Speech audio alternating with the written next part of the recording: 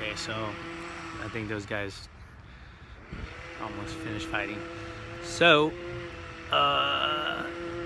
so Alan introduced me to Christian, and then Christian introduced me to that drummer girl. And they were all playing music together. So they introduced me to these other teachers in Chico State. This guy and this girl, she was I don't know what, art teacher or whatever. And the guy was a musician. I think he was a teacher too somehow. So they knew each other from jamming, I guess, or whatever, in jam band. So I got to play music with those guys. And then so me and Christian, he was like, hey, let's start something music. I'm like, yeah, so we started our own thing. So I don't know if it was drama with that or whatever, but Ellen was doing her own thing. I don't know what happened with that. I don't even know how that dissipated or what. But I don't even know how I even got invited to play that thing. I was just like the extra guitar player. I did like Erin. She was cool. She was like very beautiful, artistic, great singer, great artist. Everybody had a crush on her. So she ended up going to Germany and being an artist over there. And it was weird. Erin, like I said, I was with Erin, and I remember Alan coming over and playing some music in the backyard, and it was weird. And she was like, I don't know why she was there, but she came real quick, and she was just like, started playing some guitar. I don't know, and then somehow Erin just showed up, and it was like a really awkward moment. So I kind of feel bad, but not really. I don't know. I mean, they all knew. It was like, there was all this stuff happening without me to begin with, so I don't know what that was. It was, like I said, there was a lot of drama happening that I didn't know about, and so there was just a whirlwind to begin with. So that was part of it. So I don't know, it kind of felt fabricated. But yeah, I mean, so they met each other too. And I'll tell you why, because when Erin met me, like, the guy that was with Miros was like, there was some weird shit that happened. Like, a lot of people like manipulated situations to cause situations to happen. And that was, so I kind of got that feeling with this. So I was like, oh, like that was a little too much of a coincidence for her to just show up in the middle of both of those same girls showing up at the same time. So anyway, so that's how I met. So the Ramona Skye people were, and the dude, what's his name? Cody. I forget his last name, but he was a bouncer at the U-Bar.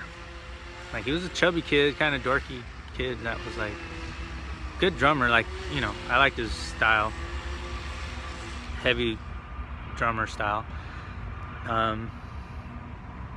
Very intuitive of following. I guess he got lessons for a long time. So,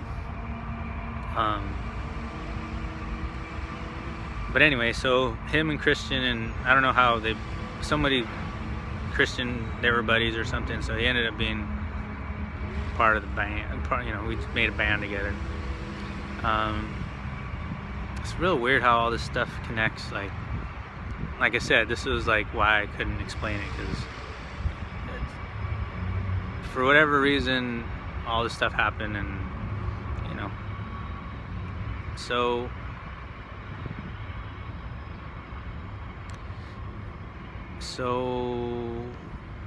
what was weird was Cody was a bouncer at U-Bar. A lot of stuff happened. Like, I don't know, they were just trying to show me that my ex was like hooking up, hanging out with other dudes or what, but there was like some weird situations. They were just checking me out, like putting me in situations and checking it out, but they were also like putting me in, doing little things to get me and her in the same place and kind of have weird moments. in a weird way. It was like weird, like the book 1984 where they walk by each other and they don't act like they don't know each other. It's kind of like it was just weird, like so. Just manipulating situations. I didn't really appreciate that, but I didn't know quite what was going on at the time. So I guess the guy, she was from that town, but I guess she didn't know these people. I don't know. I don't know. She knew more of the, I don't know who she knew. I guess this was just the art community that I knew. So but they were the people that were running all the bars and all this, like, so I don't know how I became part of all that, but it all happened really fast. And she was, so somehow they like, the guy code out before I knew him. I kind of put it two and two together, but because she had told me when I hung out with Miro, she was like telling me that she got kicked out and like some dude kicked her out of the bar or whatever. I guess this girl, which I knew this other girl named Monica, and she was like part of the art scene too, and she was like a bartender at the Down Low, or or one of those. They were connected, like the beach and what is that called? There was 3 bars connected. The guy owned it that I did some mural stuff for, and so she told me the story where the guy, or where she was like getting something to drink or whatever. Basically, like the girl was being rude to her, Monica was being rude to her for whatever reason. I don't know, like. But Miros was kind of like kind of tough. Like, this was after she came back from Europe, so she was kind of like fuck you too kind of personality at the time, especially. But so I don't know. She was still with her big city personality. She wasn't like that before, but she ended up becoming that. But so I don't know if she was at the bar. She was, she was hanging out with the university students, and I don't know what was going on. I wasn't part of her life at this time, so I don't really know. But she, like I said, we hung out here and there. So she would tell me this stuff, and she was like, yeah, so this girl they threw ice at each other somehow. The girl was being rude and like kind of threw the drink at her, or kind of pushed it. I don't know what it was. And then somehow Milos threw some ice back at her, and then so they kicked Milos out. But the guy was like being overly rough with her, and I guess put her like arm behind her back and like threw her out the side door. So I don't know exactly how that story went, but then I hear from Cody and these guys that they did something like that, and he could have got sued, or if they want, like, if she wanted to press charges. So all this shit, I was like, so I kind of put the 2 stories together. I was like, oh, like, shit, did that pretty fucked up, Even if she wasn't my girlfriend at the time, I probably would have beat him up just because of that. I loved her that much, so it was just, and she was doing her own thing that didn't matter, but really, it was just weird how these 2 worlds clashed. Like, I didn't even know what was going on without me, all the stuff that was going on without me. So then, so I ended up playing music with this guy. I don't know this stuff, like, I don't know all this stuff yet. So, but his friend was like, or his roommates, he lived with like 2 other guys. And like I said, all this stuff was going on that I didn't know about. But this is all like not the inner layers of what's really going on. This is just the extra stuff that how I started learning about it. But one of the weird things was So this guy,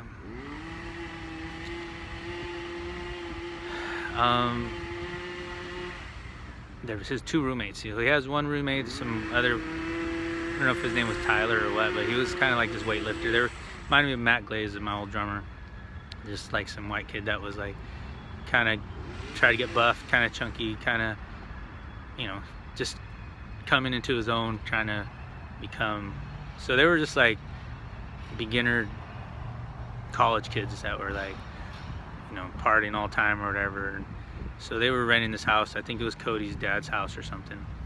So they invite me, Christian and him invite me to go jam at their garage. So that's where we would end up practicing. And Tyler dude was, you know, doing his own thing. They had their girlfriends there or whatever. And then the other roommate was this other dude, and he was kind of like a chunky kid. He didn't, like a brown-haired kid that was like also a white kid, but kind of country guy, kind of like you know, just like a young country. You know, I'm a country guy. You know, I like big trucks kind of guy. And so he was like a part-time firefighter guy or something. I don't know. He was talking about being part of the firefighter thing. And Christian and his friends, he had this girl that was a friend. She was a Mexican girl too. I forget her name, but we kind of messed around her one time, and then she was a cool person. She was a really cool person. But they were, I don't know how long they were friends, but they were friends. Like, she was down for him, and so they were always hung out. And then there was a African American girl, and she was cool. I don't know where she worked. She worked somewhere, a restaurant or something, I forget. But they were all 3 friends from Chico State. And so when they would be their group, and then Cody's, the drummer's friends in their group, and then I guess they didn't like the firefighter guy. I don't know, they were like trying to kick him out or something, I don't know. So the firefighter dude didn't like me. Like, as soon as we met, he was like, you know, he was still a kid, so it wasn't even like, I didn't take him seriously, because I was just like, okay, you know, I didn't, like, he just came in a couple times, hey, you know, talking to his roommates, and they would always talk shit about him. So I was like, I don't know, it was just, I just was just like, I'm here to play music, that's it. Like, I'm not interested in these college kids drama.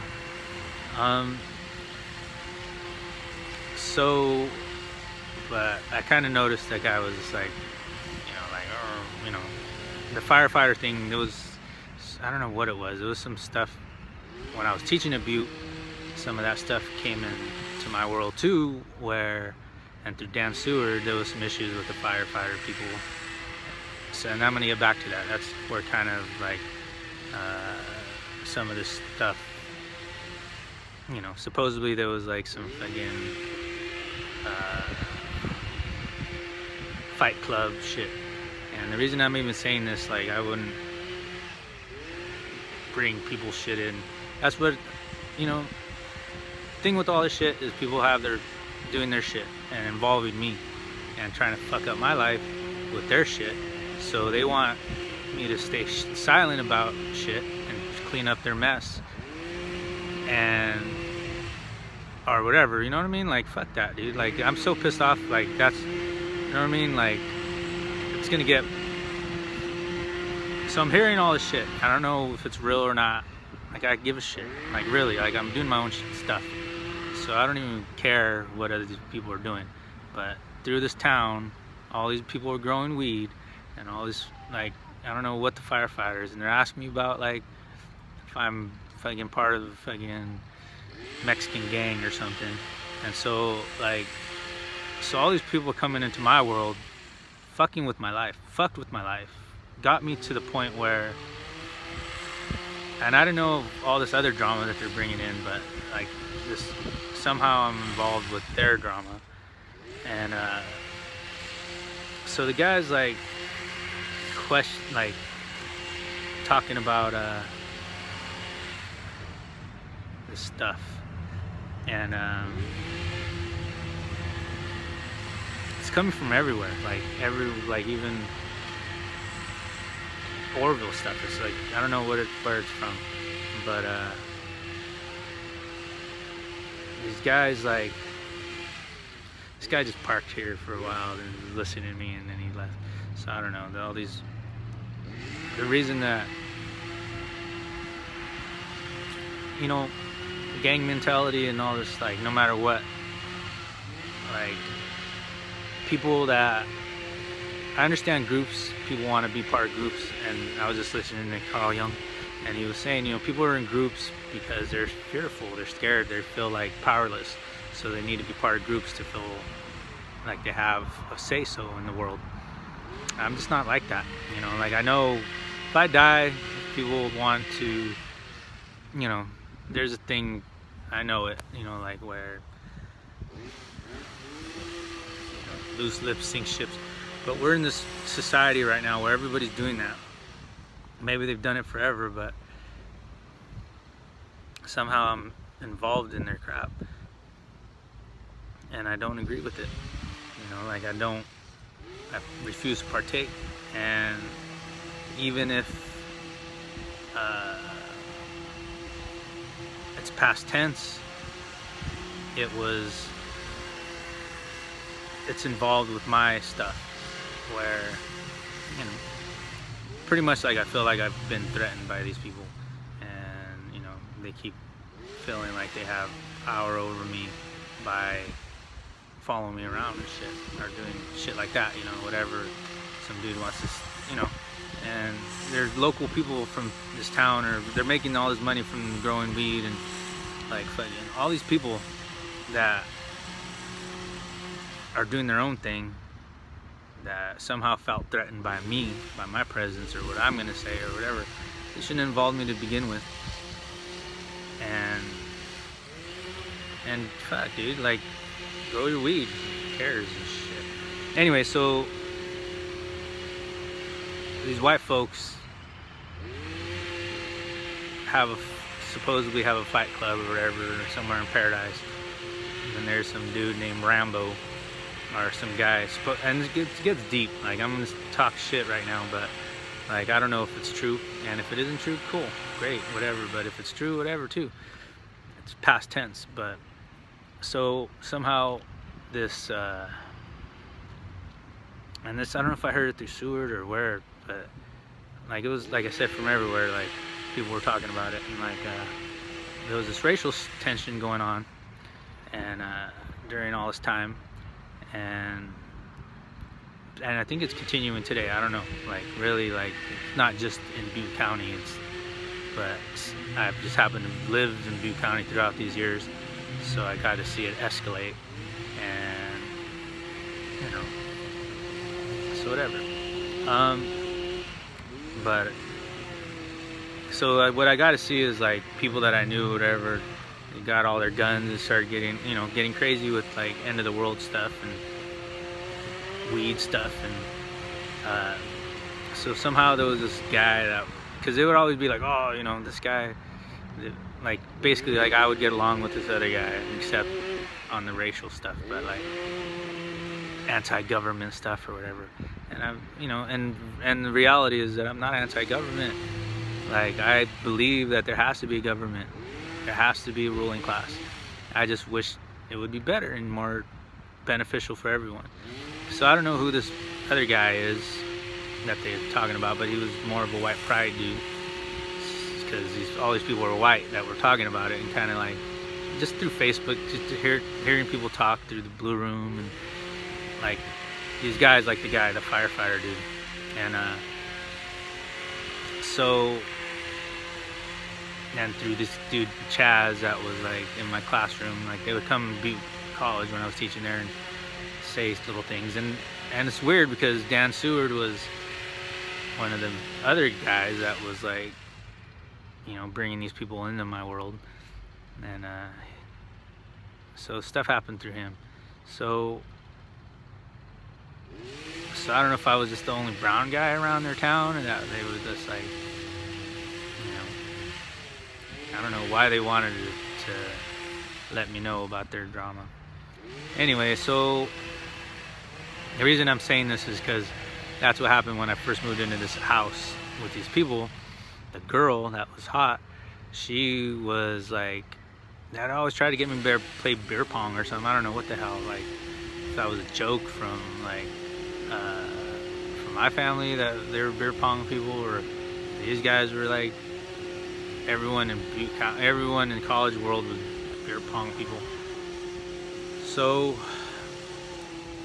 these people had me living at this place, and the guy that was renting to me, I remember one time he had me go meet him at the Mason Hospital, Freemason Hospital or something. Like, I don't know if it was a joke or what. I wanted to go pay him. I would always pay him cash, so he only wanted cash. So I would, I don't know. He's like, yeah, meet me over at my dad's in the hospital at this Mason Hospital or whatever, or old folk home, or I don't know what it was. And so I meet him there, and in the waiting room, I go to the waiting room, and I give him the money, you know, and I'm sure there's a camera right there because it's in the waiting room in the middle, like at some like rich people place. So I don't know what that was about, but I paid him, and he was kind of, you know, trying to be cool about it. I don't know if his dad was really there or not, but I'm doing what I always do, and just do whatever and not worry about everybody else's drama. But it seems like when I do that, they keep trying to be funny about it, and you know, they're really faking everyone else out. Like, I know the situation as far as what I need to know, but basically I know when someone's lying to me for the most part, but I just go along with it just because, like, I'm not interested in it, and it comes out like this, you know, where nobody wins really. So I know it's not a winning game. People can sell their weed and whatever, but they're not gonna really. It's a lose-lose situation. You can make some money, but at the end, something bad might happen, and you know, risk your family's well-being for quick money, and that's what people are doing, and I don't want to do that, and never did that. I could have did that, but I never did, and now you know, during this time, all these people were doing that around me, and you know, they involved me in this somehow, so, which kept me away from getting my stuff. And you know, I can't blame the world, but you know, there was real issues that was going on, despite what I knew at the time, which I'm gonna go through. But they made it to some other level stuff for whatever reason their intentions were. So yeah, so every time they would start talking, they'd be like, oh, don't speak about Fight Club, or I don't know, and then it was hella weird, and it's pissed me off to the point where, yeah, I didn't say nothing till now. So, but you know, and people are really dying. People are really getting killed here and there. So people can keep doing that, but you know, I'm not afraid of whatever happens next in the afterlife. So, you know, this is my fight for my own freedom. People can, you know, people want to fight for their gangs, or they want to fight for their color of their skin or whatever. You know, there's noble causes. They want to go, you know, be a soldier and be, you know, that's fine.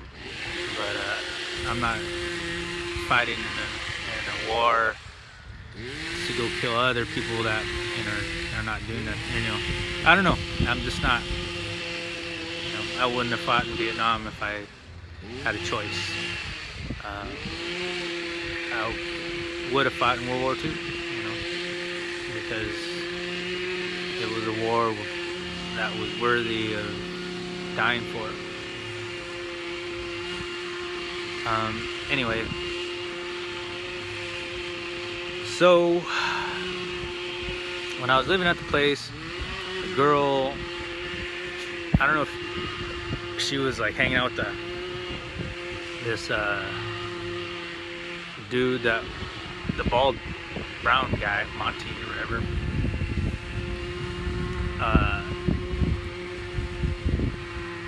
But the guy was jealous because this other guy came in, this white dude with a beard, or I don't know what he was. He was like older kind of guy, like kind of like a rock and roller country singer looking kind of guy, like kind of, you know, hefty, older, like 30-year-old looking kind of guy, like a tattoo guy that would work at a tattoo place or something. Like, I don't know, like, I don't know who he was, but somehow he looked like he had authority. He looked like that girl was his girl. Like, 'cause when he was there, I just came, I don't know, and that's Christian Marquez and his group was there, and I walked in, and they were like, so I was just like, and like I said, I was teaching at Butte at this time too, so they were like in my classroom as well, like telling me stuff about, you know, black people beat up the guys, and so there was like black and white issues going on at the town in Chico as well. So I was hearing it from everywhere. So at the place I was living, there was this guy comes visits, and I don't know if he was a weed grower. He was from like one of those towns like Clear Creek or something, you know, like, and I guess they were growing weed there too. So I don't know, like, 'cause she was like talking about weed, like, I don't know if she was a transporter or what, if she was working for somebody. She was there like check me out, and like I don't know what their reasons were, who she was working for or what, but that's kind of the feeling I got after a while, because I was like, and I would have, you know, a girl visit me, a girl that I was seeing here and there come visit me once in a while here and there too. So it was just weird. This is when I started, like I said, started getting hella weird vibes from everyone from this situation. So this is when it was at its hottest, you know, during these next 3 years, like from 2012 to 2015. It's like, fuck. And it kept going, but during what I saw in the town. So this guy's like, I don't know what they were saying, but I don't know if they were just checking me out, which probably was. But so this other guy was saying something about, so Christian Marquez, and then he ended up moving to New York. I don't know what his story is, but so we go to Cody's house to play music, and the firefighter kid was there, and he was like saying something, and then Christian like said something like about like seances, or, you know, pretty much like getting together in the night and doing like little seances, which I kind of got the feeling that these people were doing in Chico. And that is the weird part of it, and that's why I'm bringing it out, because it's not about gangs or about white pride people, which, you know, I don't like the white pride thing because they don't like me, so that's obviously a danger to me. But, you know, the more weird thing is the whole like weird seance stuff that they do. So I don't know what the firefighters are doing, but they kind of mentioned that because they were trying to put me in that position because they were worried about the whole 2012, my like weird stuff. So they were like talking to me about that. So when Marquez said that to the other dude, he was like, look, and you know, you can kind of tell when things are genuine. So he was like he knew, like basically Kristen called him out on stuff that they were doing that they didn't know that they knew.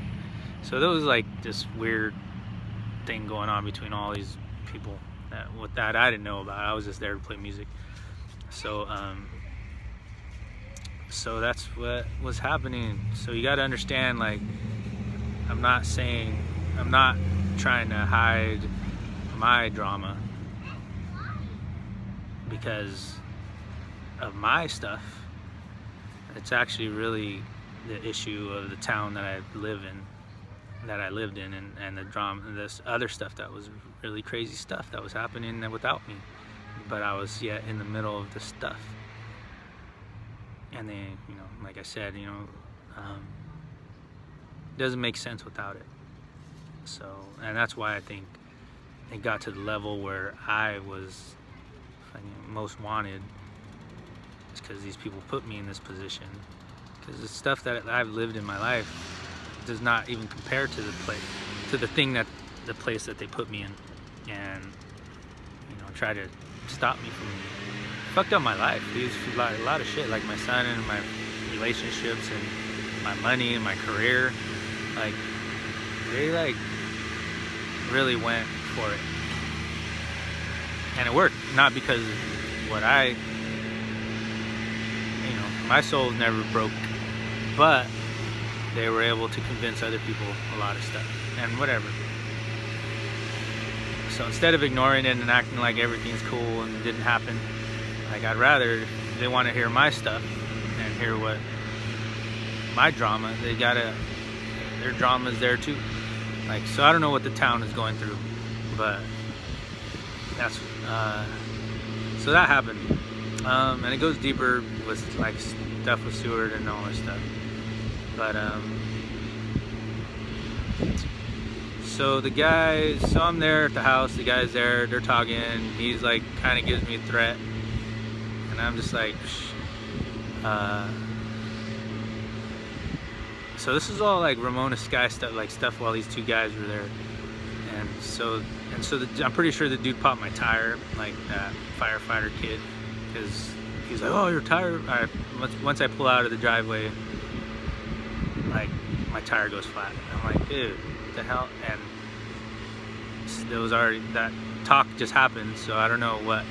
So I already knew this guy was like checking me out, scoping me out. So I was like, all right. So, and I'm acting like, you know, whatever, dude. Like I'm not at the position to be beating people up right now. So I was, through this whole time, I have to keep my cool. So I'm like gonna change my tire. I say this, I'm like, yeah, someone popped my tire. He's like, oh, and because he's the first guy out there, like, oh, what happened? Like, pretty much like he knew too soon that my tire, you know, something happened to my car. So he was the first guy out there saying that, you know. So I was like, fucker popped my tire. And so I walked, and I didn't really go there, but because I don't know who, you know, it's probably his friend. Those people coming through, in and out, like there was more than just him. There was like their whole little groups. So when I walk back to the car, I'm like, have like the tire iron or whatever, and he's like, he like gets scared and he like runs and locks the fucking door. Like, so that's how I knew, like he knew that I knew. So that's this issues that were going on with these people that I'm that I have to be around. So even if I was just, you know, going along with it, like I knew, you know, whatever. So these people, so the people at the place I was renting were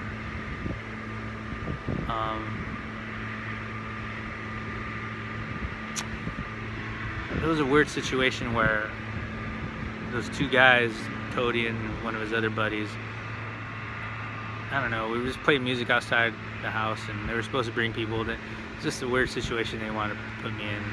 And then, so I was playing music, and they knew I was good, so they were like, kind of like, what? It was almost like kind of just trying to stop me to accomplish what I wanted to accomplish. So they were just doing these like fake shows or whatever. But then the black people from Chico State were like, you know, they walked by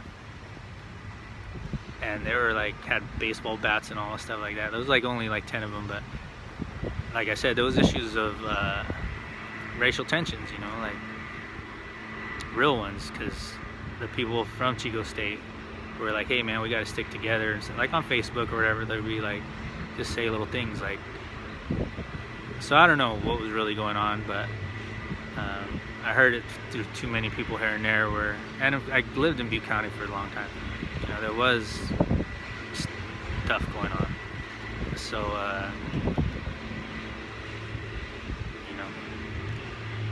So what else?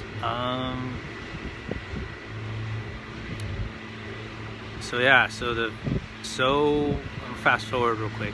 So I lived over at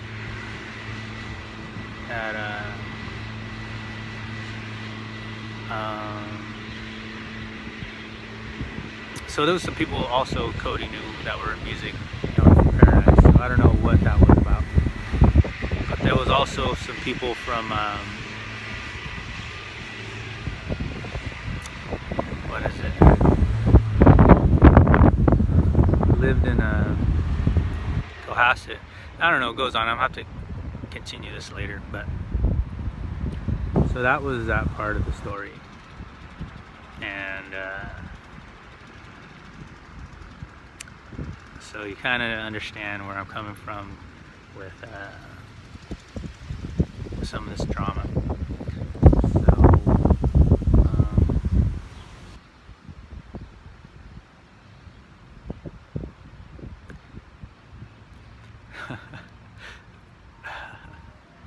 So yeah, it's the 27th, and I only got a few more days till I'm not here in Butte County.